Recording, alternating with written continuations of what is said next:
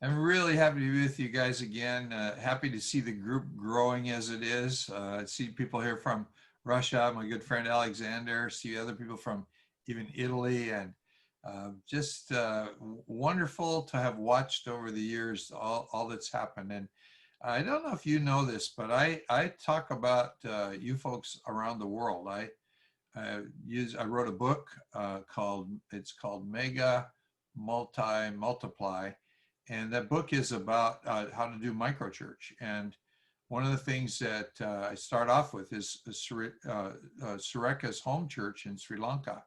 And then I tell the story of you folks. That's a free book, by the way. You can go to exponential.org, and there are more than 100 free ebooks there. Two of them I've written, and just want to make sure that you know about that.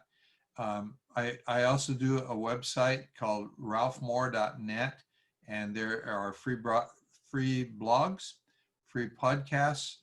There's a sermon section; those are free.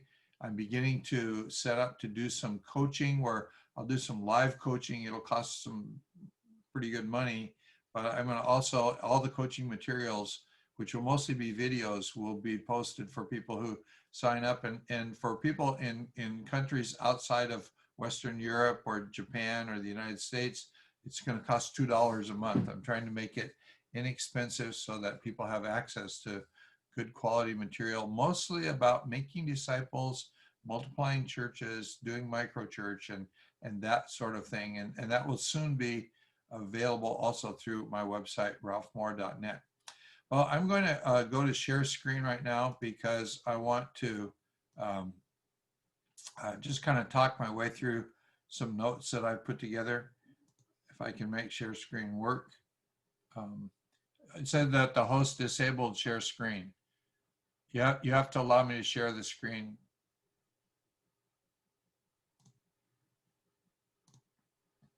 Okay, so here we are. It's enabled, Ralph. Okay, yeah. Oh, there we are. Okay, so now I want to. So in the first session this morning, we're talking about building the future, which is the next generation. And there's always tension around this. This goes on, and it kind of goes in cycles. It kind of works that one generation comes up in a revival, which happened to be in my generation.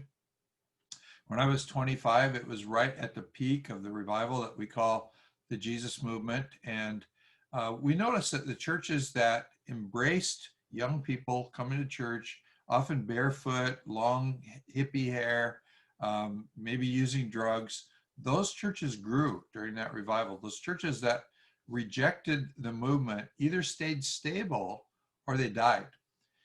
But then what I noticed along the way was that our generation, have a tendency to think that we are the center of everything. And as we got older and older and older, we didn't reject the next generation, but we tended to neglect the next generation.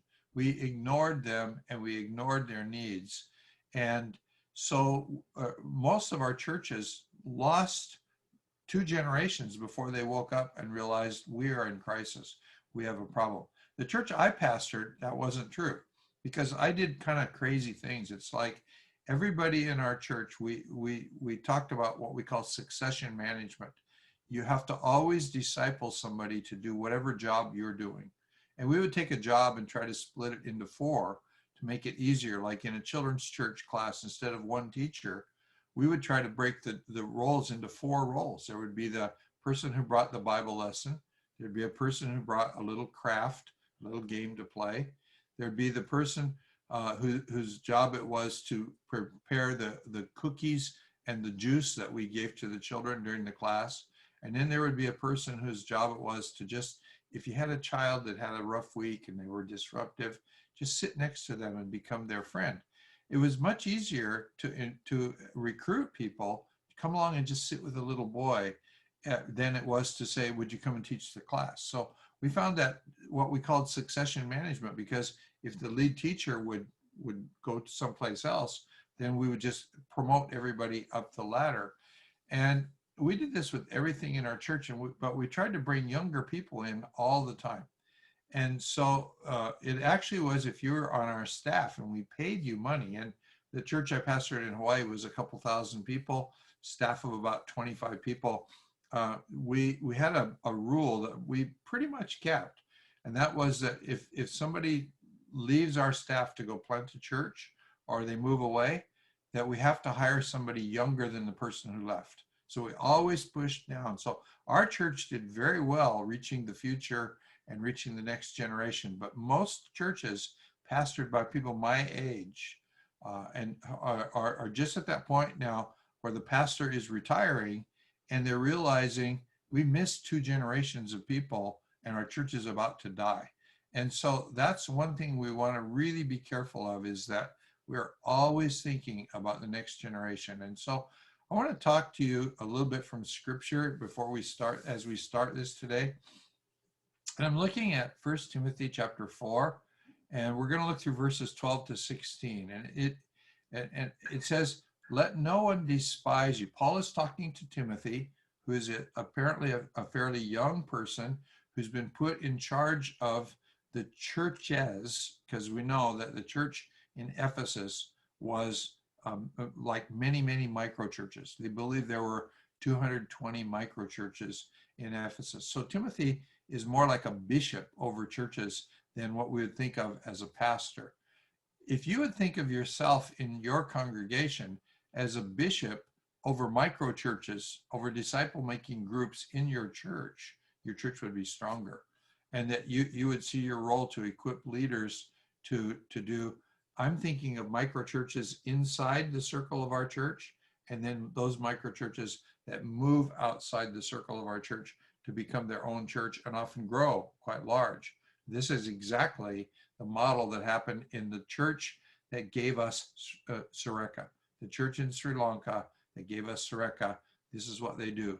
Pastor Leslie Kegel is the bishop over more than 2,000 micro churches. Some of those micro churches now have hundreds of people in them, and they've grown quite large. At the same time, the church that he pastors has over 2,000 people attending it. So this model that we see in Ephesus, I think, is the model that the church should have always used, and of course didn't. But it says this, let no one despise you for your youth. Now, in America, we often think the word despise means to hate you, but that's not really what it means. Certainly not what it meant when Paul wrote it. He said, let no one despise you for your youth. He goes on and says, set the believers an example in your speech, your conduct, your love, your faith, your purity. Of course, that's what we want for young people, that they would be an example. And usually every revival in history is led by a young person. In fact, think of your movement in the UK. When Sareka came to you, he's a middle-aged man now. When he came to you, he had hair. When he came to you, he was a young man, a very young man. And moves of God always start with the young. If we don't reach the young, there will be no more move of God. And so as we look at the Greek word for the word despise in this verse, there are 2 definitions that come up in my dictionary. One is think against. Let no one think against you. Well, we older people, we think against young people all the time. We don't like the way they dress. We don't like their morality. We don't like their music. We don't like, a lot of things that they're doing. But there's another word that comes in the dictionary, and that is disesteem. To esteem someone means to hold them in high honor. To disesteem someone means to basically ignore them. And so Paul is saying to Timothy, don't let anyone ignore you for your youth. I think he's saying to us, be careful that you don't ignore the youth that I have put in your churches. Now, I was in a church some time ago, and I was horrified. I was watching a man who's quite a hero. He's pastoring one church in 3 locations. Now, in America, they call that multi-site. And what that usually means is that you go on video and the people meet in 3 different buildings. And it's usually because you've drawn a large crowd. This man is in a very, very difficult country for the gospel. It's mostly Roman Catholic. He's a Protestant. And as he's reaching people, just to have any size of a congregation, he has to go to 3 different locations every week to meet people. And there's like 8 people in one location, 6 people in another location. I went to the largest location. There were about 20 people in that room. And here's what I saw. I saw a bunch of 50-year-old people leading worship. There was one young person there, but it was the pastor's son on the worship team. The pastor was on the worship team, and he's in his 50s. The drummer is in his 50s. The bass player is in his 50s.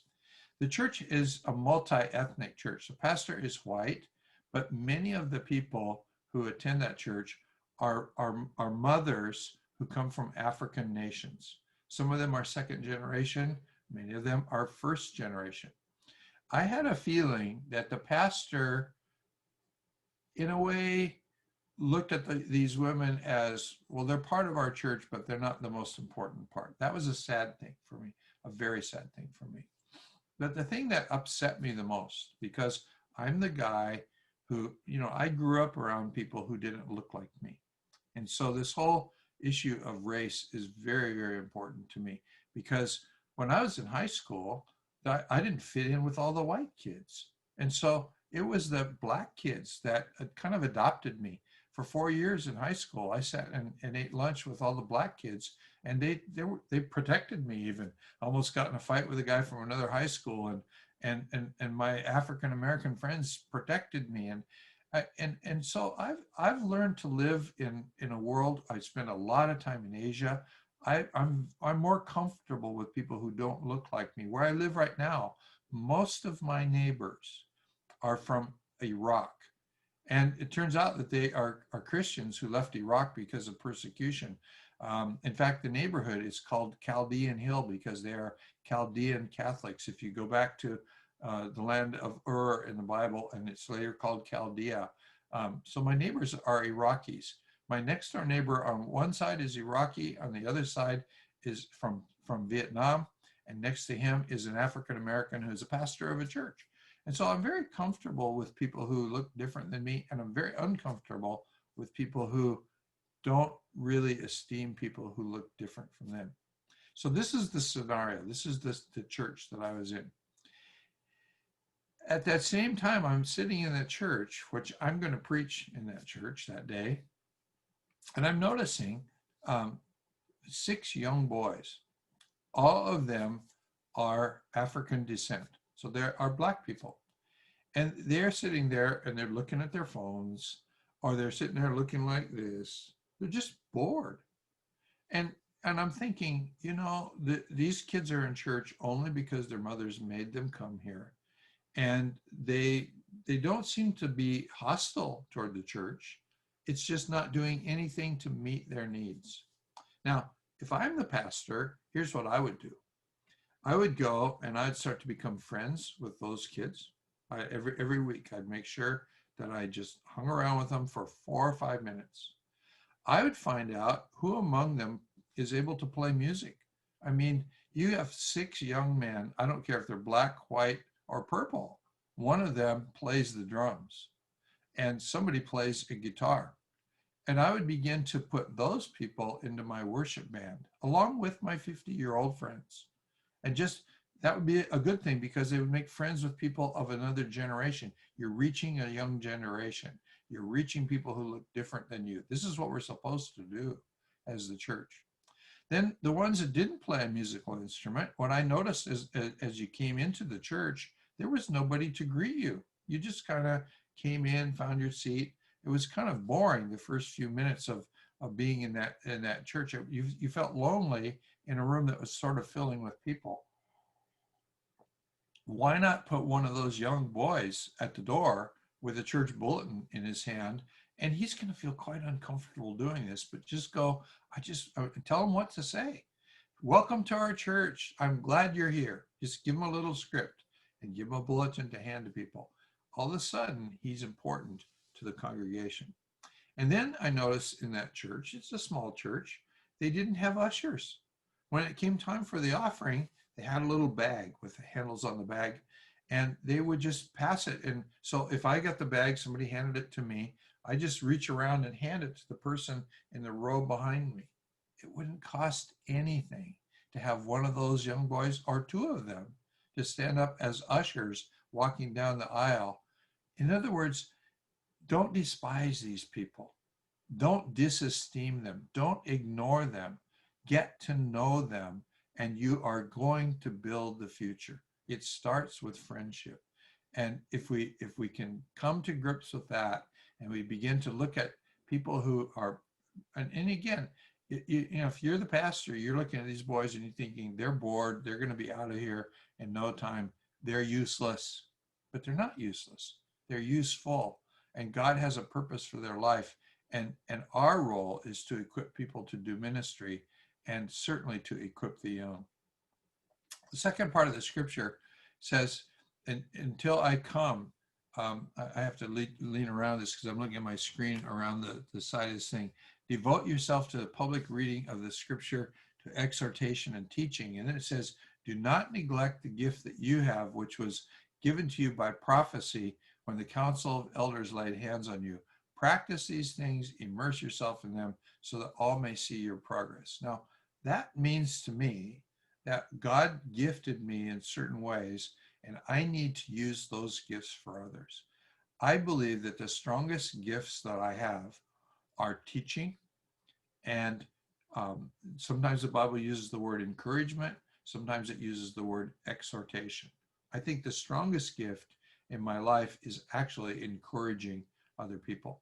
I can usually find something to respect in anybody. Somebody that's a drug addict, there's still something inside of them that's good. And I'll begin to build off of that.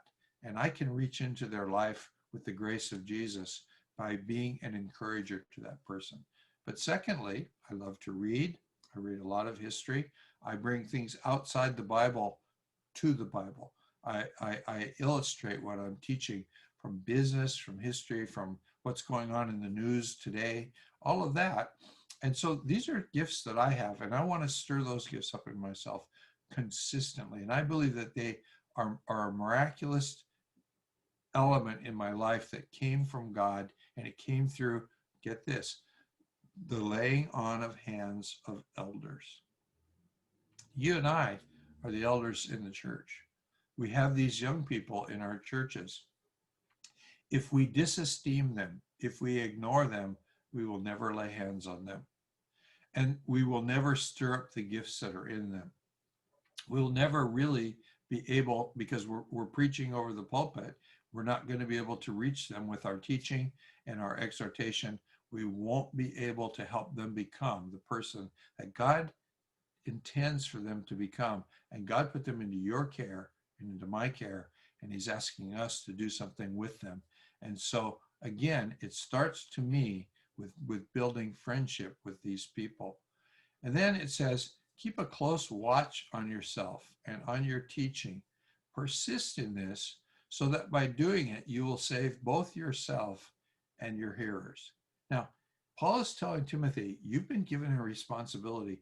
Keep a watch on yourself.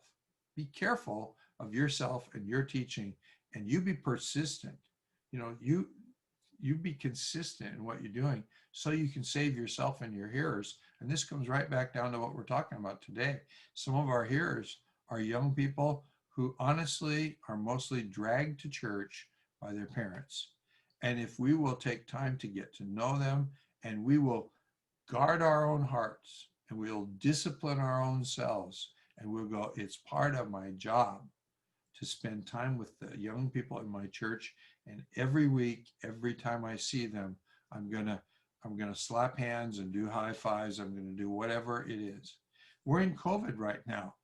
And so how do you do this? How do you connect with these people? Because I'm pretty sure most of them are not, even if you do your church service on Zoom, which is what I think we should be doing, you're probably not going to see those young people in the thing.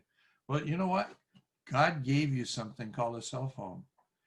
What would happen to a 14-year-old boy in your church who's very disinterested if the pastor called him up and said, you know, I didn't call to talk to your mom, I called to talk to you. How are you? I just want to know how you're doing. How are you surviving COVID? Are you into video games? What do you do? Maybe you could help me because I don't understand social media.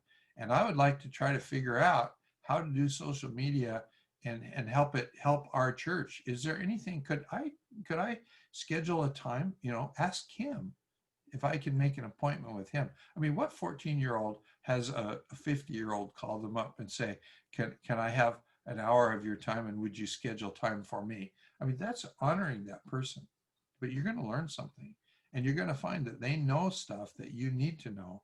And probably they're capable of helping you do it. And so these are the kinds of things that I have always done as a pastor. Stop and think about this, that we don't even know of all the churches. I've never kept records. We were started out as hippies. We start churches, they start churches, they start churches 2 generations away. They don't even know my name. And I think that's wonderful. That's a movement. We're reaching right now through the Hope Chapel church plants around the world, over 250,000 people. That's a lot of people. And I'm telling you, this is the key. This is what I've always done. The people who plant churches aren't old people, they're young people. Once in a while, we've sent an old person out, but almost always they're between age 20 and 30 when we send them to plant a church. You have to do this. You have to get involved with the younger people in your church, and you have to involve them in the church when they're not really totally capable or they're not totally committed. But you know what? Helping them get involved is going to help them get committed. Some won't, but most will, and we'll grow from there. And so how do people grow? Well, I kind of made like a little mathematical thing here that you add friendship plus truth plus task divided by time. So friendship takes time, learning truth takes time, doing a task takes time. And so you put all these together and you get growth. And I'm going to say you get spiritual growth and you get emotional growth because they grow up, and you get technical growth. People get better. We've always given people a job when they weren't very good at that job and watched them grow into that job. That's been the secret of our church. When I was a young person, youth pastor in a church, there was a man, he had the same last name as me. His name was Richard Moore, but he was no relative. And he was very capable. He taught an adult Sunday school class. He was actually a better preacher than our pastor, although he was a banker. He was on the church board and he pretty much ran the church board. He was a very good businessman and he was the best worship leader in our church. And this is the days before that we played guitars and stuff in church. But this is when you had a piano or an organ and one guy stood up there and led worship. This guy could do everything. When he was 38 years old, he suddenly dropped dead. We lost him. And I remember as a young person thinking, oh my gosh, this is a church of about 140 people. And this one man is like the pillar in the church. He is a pillar, the pastor is a pillar, and that's basically all we got. And I was thinking, oh my goodness, we're in trouble. The church is going to die because we lost Richard Moore. I was really, really shaken by this thing. And then a year later, they actually kind of celebrated the anniversary of his death. And I started looking around me, and there was a guy named Gary who led worship. And when he started, he wasn't very good. And 1 year later, he still wasn't as good as Richard, but he was way better than he was when he started. There's a man named Ray who was a far better businessman than Richard, but Ray was sitting back because Richard was the go-to guy for everybody. And now we had Ray, and we're way stronger at that. And then somebody else had begun to teach the Bible, and they put together a Bible teaching team in that adult Sunday school class, whatever it was. And now you got 3 people who are learning to teach the Bible. Again, none of them is as good as Richard, but they're sure better than they were a year before. That marked my mind.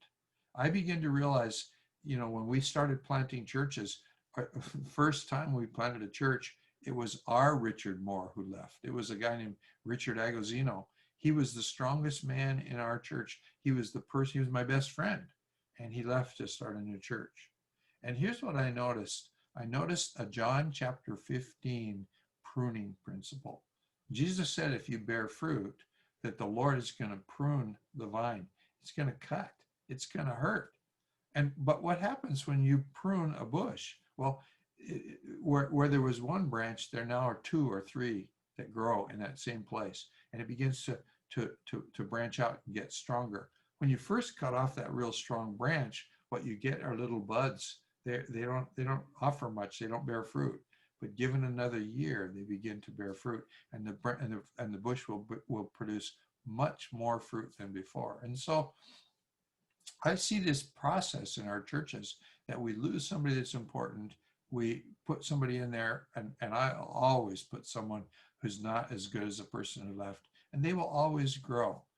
Well, now I want to take that same principle of the pruning, and I want to apply it to COVID and the mess that we're in and the need that we have to begin to do things on the internet. And I start thinking, oh, who knows social media best? Who lives on their phone? Who sits around on their phone all day long doing things?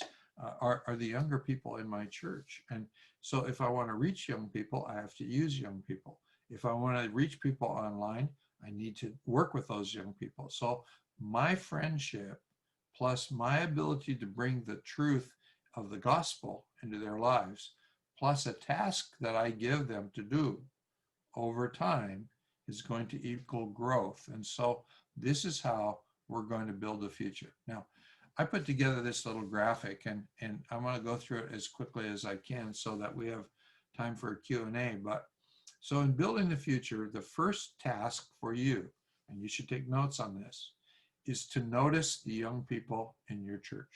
You know, write down an inventory. Begin to keep track of who's there every week and who is not there every week. And then after you notice them, the next thing to do is to befriend them.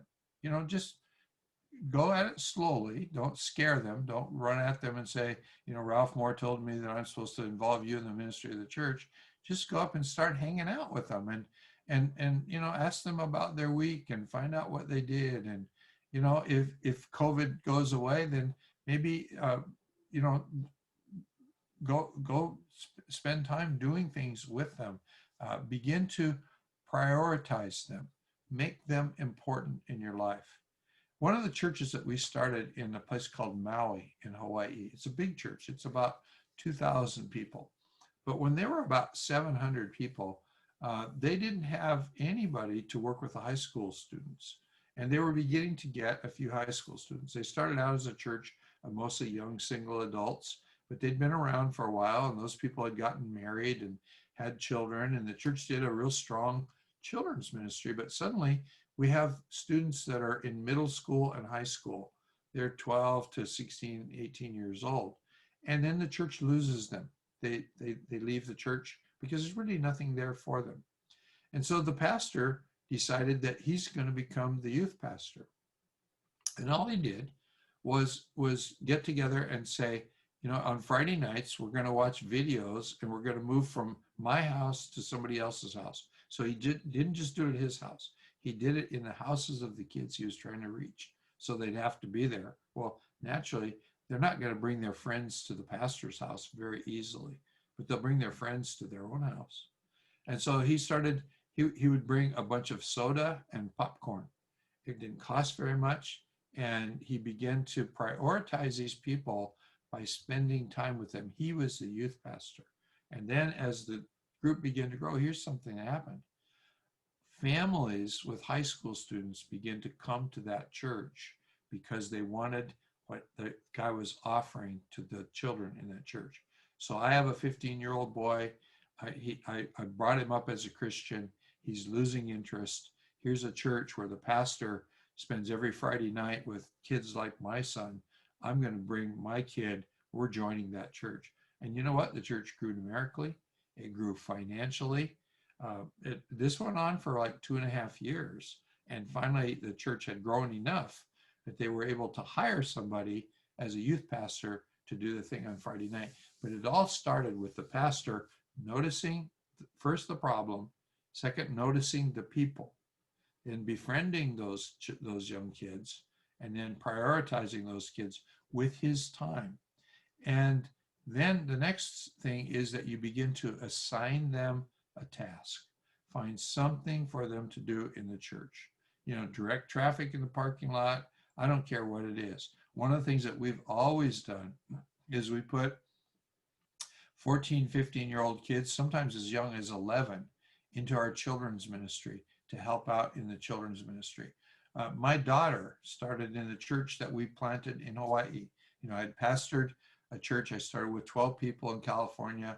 It grew to about 2,000 people. I'm the 30th pastor to leave that church that I planted to go plant another church when we moved to Hawaii. And when we moved to Hawaii, my daughter was 11 years old. My son was 12 years old. My son became the head usher of the church. I mean, as we begin to grow, it's, you know, one thing when we're only 70 of us and you got my son and another little boy as ushers in the church. But when there starts to be 200 or 300 people and my son is the head usher of the church and now he's 13 years old. And so you got 25-year-old men being told what to do by a 13-year-old kid.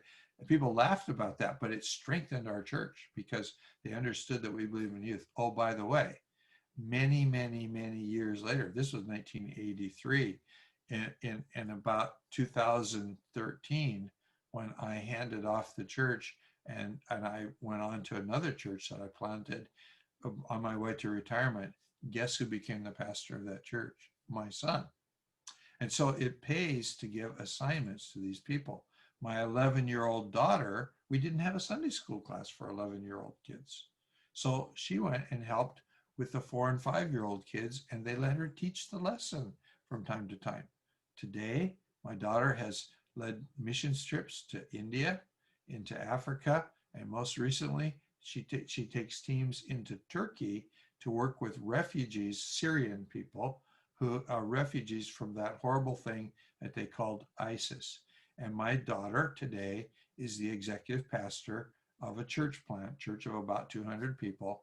And so it pays off to invest in young people. It pays off in the future, but I'm here to tell you it'll pay off right now.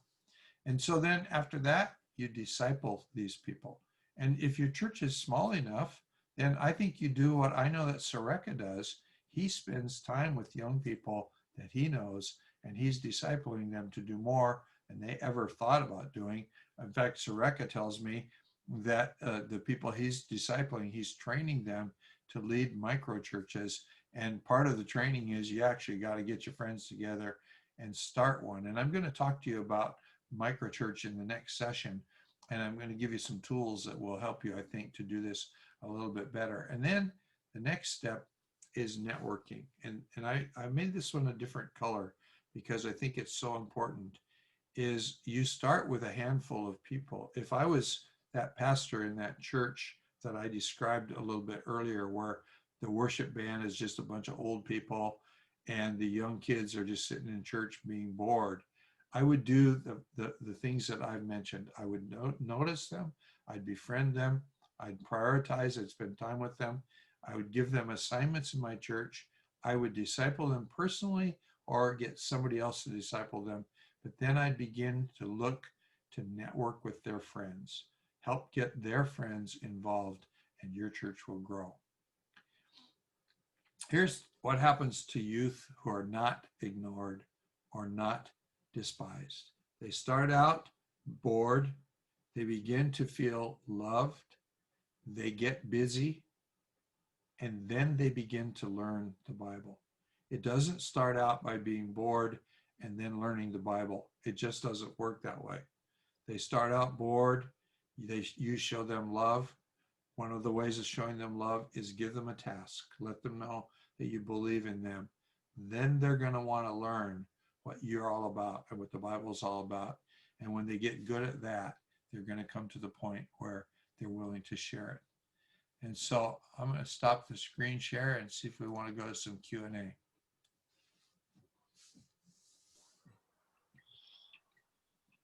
Anyone has any questions? Just feel free to unmute yourself and ask Ralph.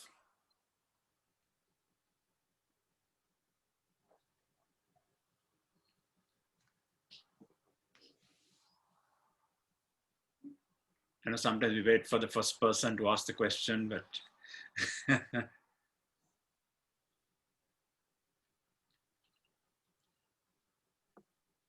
Could I ask a question?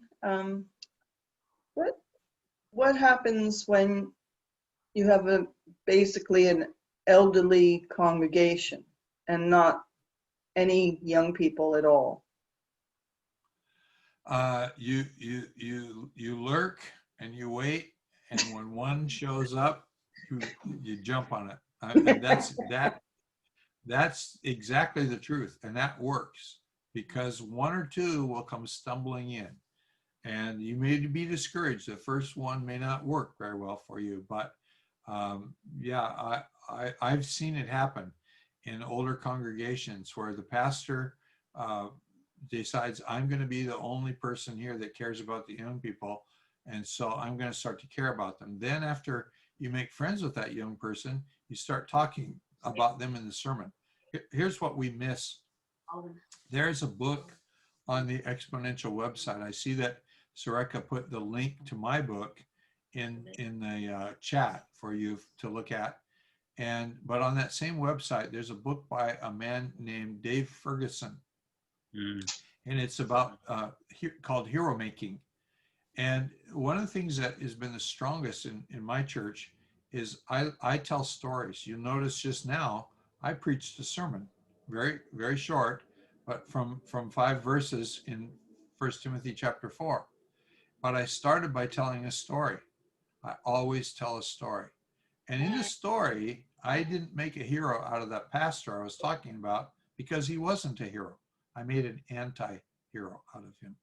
But usually in my church, I start every sermon with a story because Jesus taught in parables. And so I always just look for stories of people in the church who are doing something right. And then I get up and tell about, what they did, and I make jokes about it. Sometimes I embarrass them because I compliment them in front of other people. And then I saw this ties into the scripture in this way. And so if I was in a church of elderly people, I would begin looking for the young people who came in. I'd make friends, and then I'd begin to tell stories about my friendship with that young person and their friends. Because I would do it not just in church. Again, without COVID, I'd be going to go have a soda with this kid and meet with his friends. When you're dealing with young people, you want to take them to lunch at places like McDonald's. You don't spend a lot of money doing this. You want to go where they go. And I would talk about those experiences, which would do something to the old people, because the old people are going to resist young people. And so as you begin to work with the young people, the pastor thinks this is important. I think it's important. It changes the mindset of the church. Thank you. Talani. Thank you so much for all this. I just want to ask a question. I know that we're talking about the micro church and to ask the young ones to start churches and all those stuff. Personally, for me, I'm more drawn to the millennials. I mean, when I say millennials, I mean not the young. And from my experience, I found that 95% of them that I work with, they are not interested in planting a church. But working with them with their gift, they are more effective by channeling their gift, what they know, what God won't call them to do. And they can be more effective with that rather than being a traditional church. So as a movement, is it not good to also look at this area as well? Because some of them, it's like when you talk church, it's like, you are talking of the building. They don't want to. But if you encourage them to say, okay, what are the things that God has really called you for? Somebody who has been called to, for instance, prison ministry, they are more effective, or somebody who has been called for sports ministry, I'm using this based on my experience as a missionary when I was in YA1, and I found that it's more effective than to get these young ones into an organization.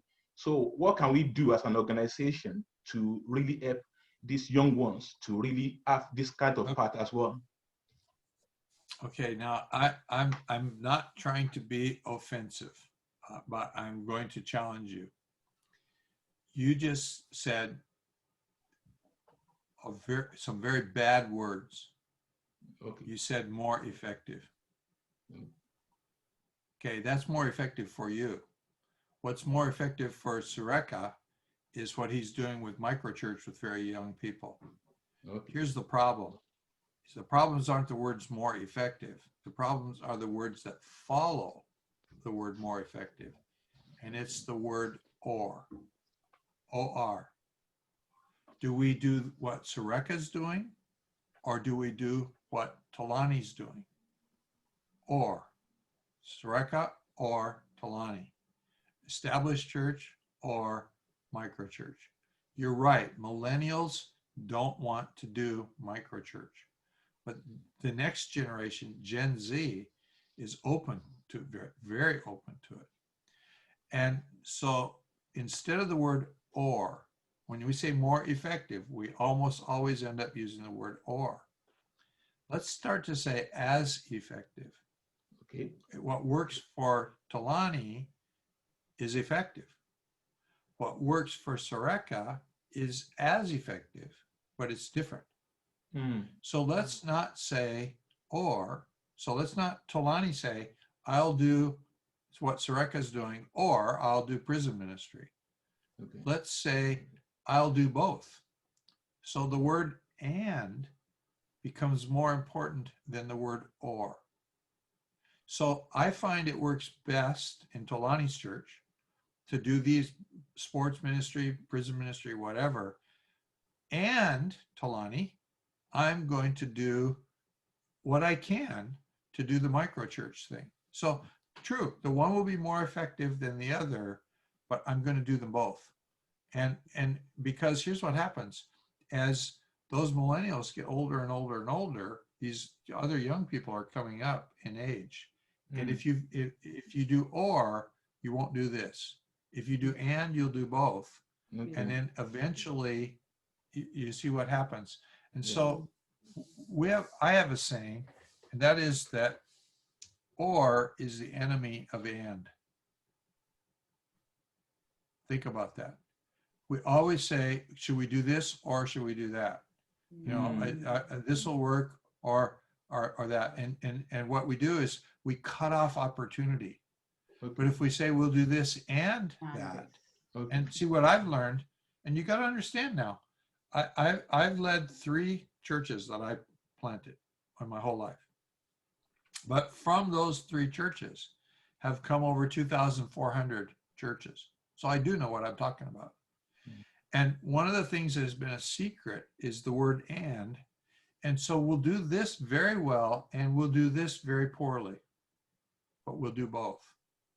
And over time, this begins to become done well. Okay. So the word or, you know, I'm not really, I'm not trying to be offensive. I love Talani and I love what you're doing, but we don't want to use the word this or that. We want to use the word this and that. And if we can do both, and we always, you know, it's like if I'm going to delegate responsibility, one of the problems in the church is I want to find somebody who can do the job as well as me before I give it away. That's not me. I want to just do somebody who can do the job at all, and then I'll give it away. Because if they can do it at all, they will get better at it with me coaching them. And so I give away things. I scare people in my own church. Honestly, always have. In the big church that I pastored in Hawaii, the last 5 years that I was there, I had a very young staff, and most of them were Gen X or millennials. And I found those people are not very willing to take risks. And so I would be reading some book, and I come to staff meeting and I've got this idea, let's try this. And those people would always, and I kind of ran my staff this way. I'm not the boss. I'm a servant. And so if I come with an idea, I present the idea and then they discuss it and together we make a decision. But I found in the last 5 years, so often they would say no to anything new because their generation doesn't take risks. And so here's the opposite of what you'd think. The old man is the risk taker. The young men are super cautious. And so I figured out, I had to figure, how do I get around this? And so I would let them discuss and they'd all decide, oh, we don't want to do it. And then I'd come back with this one. I'd say, well, you know what? What if we just experimented? What if we just tried this for 6 weeks? And then if it doesn't work, then we'll just throw it away. But let's just give it, can we do it for 6 weeks? And they'd almost always say yes. And then most of the ideas would work. And sometimes they wouldn't work very well, but they would work. And then I'd be going saying, well, you know what? I think we can make it better if we give it a little more time. Let's give it 6 months. And let's, and then I would do, and I'm a trickster. I'm always a trickster. I would go, why don't you, so maybe somebody who didn't halfway believe in it, go help them. You coach them. You help them make it better. And we would do these things. But again, I'm coming back to, they would always say, we're doing this already. Or we're going to change and do this. No. And I would say, no, we're doing this. That's great. And we could do this. Let's try both. And if you don't want to do it, well, let's just experiment. Let's just see what happens. And so, this is a discussion. What Tolani brought up here is hugely important. Very good insight. This is not something that some guy in California can solve for you. This is a discussion that you all need to have. And even Alexander needs to have this, because I know what goes on in Russia. And one of the things that I use when I'm teaching others, I actually put access to it on my website, is what Sareka has put together to train young people to become microchurch pastors. And so I think that you have right there in your midst a tool for blessing people in your church, in your community, if you're willing to do what you're doing well and what he's doing, and you do both. I've been talking to people who are pre-recording their sermons, and I go, well, don't stop. I think, though, that a small church particularly, look at your screen right now. You see a whole bunch of us here. If you're pastoring a church of 40 or 50 or 60 people, it could easily be done on Zoom. In fact, we could all unmute our microphones and sing together and have worship. If you're pre-recording, you're not having worship, you're having somebody sing a solo. And so I think they should do both, because here's what I find in America. They all want to do pre-recorded. So here's what I'm saying. Go ahead, do pre-recorded, but then let your pre-recorded be on at 9 in the morning or whatever, but at 11 o'clock, do a live Zoom. Do both. Because I think that they're going to find that the Zoom is better. But if we do or, they're always going to say no. If we do and, then I can get them to say yes. And so that's a very important thing. And I'm really glad that you brought up that question. Thank you so much for that one. Thank you.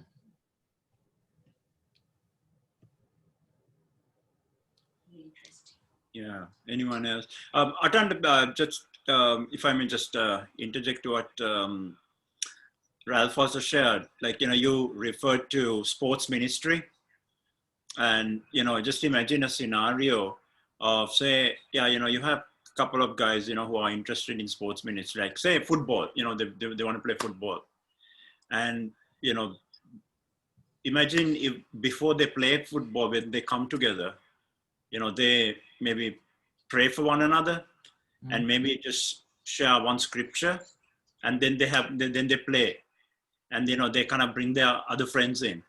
Immediately you've started a microchurch. Yeah. And I think it's the like for us, I think what we need is creativity in how we get about it. So yeah, and I like that the and. No, it's not the or but the and. Yeah. Yeah. Uh, that's so good. Anyone else? If you have any questions, especially in this area of raising up young people, because it's a much needed area for the church.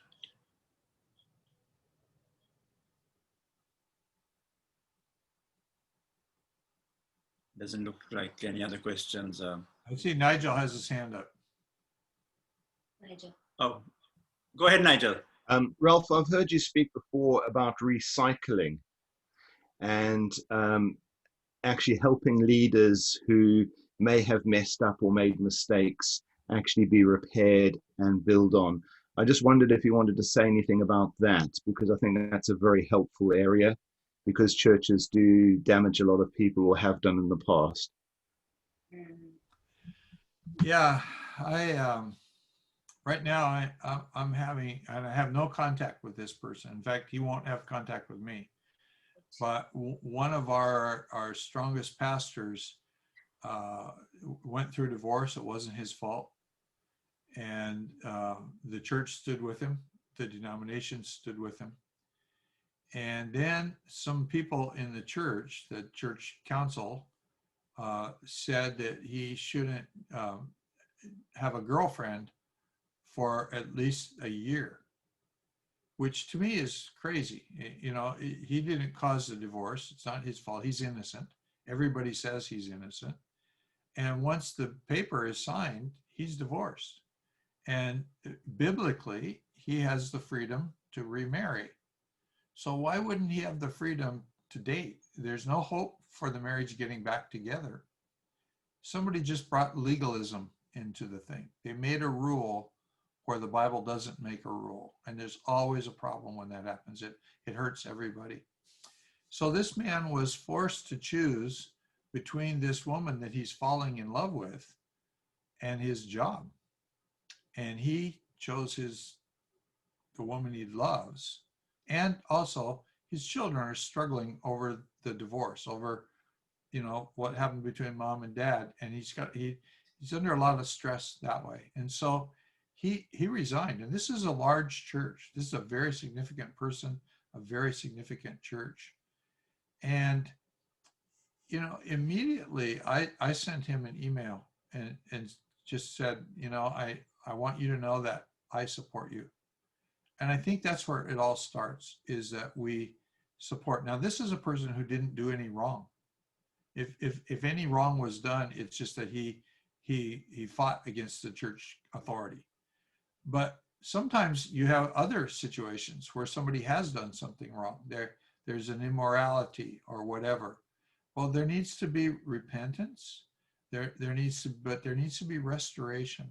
And so to me, my model is always in 1 Corinthians, Paul says, kick this guy out of church because he's doing a horrible thing. He was committing incest. He's sleeping with his father's wife. But then in 2 Corinthians, he says, he's suffered enough now. It's time to restore him. And so some of our strongest leaders have been those people who Satan got a hold of them and they fell, and it was in sin. But then somebody had the grace to understand grace and to forgive them. There's a pastor in Hawaii who he never had sex with this woman, but he had an affair with a woman on his staff. He began to like it was like his girlfriend, and he's married, and it was a very ugly thing. And one day he announced to all of us, to his staff, to his wife, to me, to the Foursquare denomination, I'm divorcing my wife. I'm going to marry this woman. Well, it turned out later on, he was the fourth married man that this woman had seduced. Now, he didn't have sex with her, but he kissed her. He held hands with her. He went on dates with her. He will say, I committed adultery in my heart with her. It was wrong. And so, of course, he resigned. He left the ministry. He was gone for a year. He moved away to another state and he went through counseling. And actually, there was demonic activity in his life. Some friends of mine cast demons out of him. He had anger issues before, always had very bad anger issues. The anger has gone away. He's a very changed person. He came back and the Foursquare denomination said, you can pastor again. They gave him a pastor's license. They embraced him. They welcomed him. They said they questioned him. They counseled him. They embraced him. The weird thing was some of the people he had discipled, some of the pastors who are now in ministry because he discipled them to become pastors, they will not talk to him. And this has been like 12 years ago. And to me, it's absolutely wrong. He sinned, but he repented. He acknowledged his sin. He won his wife back. They have a strong marriage. Everything that you could do right, he's done right. He was so hurt by these people rejecting him that he has left the Foursquare denomination. He planted a church. And interestingly, he planted a church in the town where he had sinned, in the town where he has this bad reputation. But he says, that's a difficult place for me because people know the horrible thing I did, but it is also the place where God called me. And so he's sticking it out. So I think we just need to be there to make sure that repentance is in place. But if it is, we need to work toward restoration. Anyhow, I think it's time we take a little bit of a break and then we'll come back and we'll talk about microchurch.